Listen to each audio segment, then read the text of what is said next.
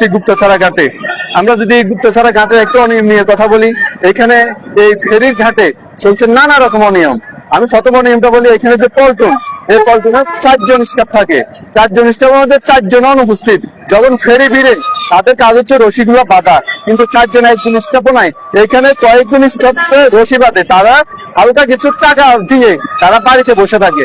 এবং হাসান এবং আরো 2 জনের সাথে আমি কথা বললাম, তারা এখানে কেউ আসে না। এখানে CNG driver, auto driver, taxi driver যারা আছে তারাই মূলত রশিগুলো বাঁধে। তাহলে এই যে ঘাটে 4 জন স্টাফ, তাদের কাজ কি?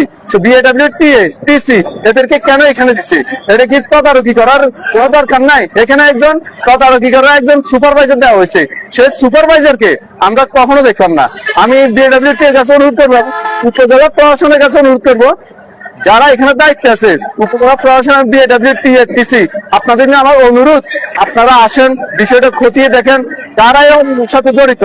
তারা অল্প কিছু টাকার বিনিময়ে তারা বাড়িতে বসে থাকে, তারা কেউ এখানে ফল্টনে ডিউটি করে না।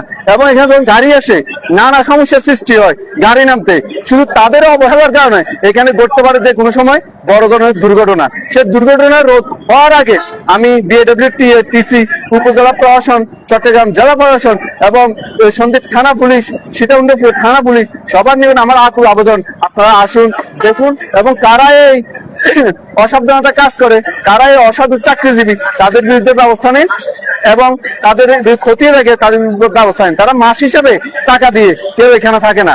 আমরা আরো খোঁজ খবর নিয়ে যেতাম, ঘাটে যারা লেবার আছে সবাই একই কথা বলছে আমাদেরকে। বিষয়টা তদারকি করার জন্য আমি অনুরোধ জানিয়ে শেষ করলাম। আল্লাহ হাফেজ।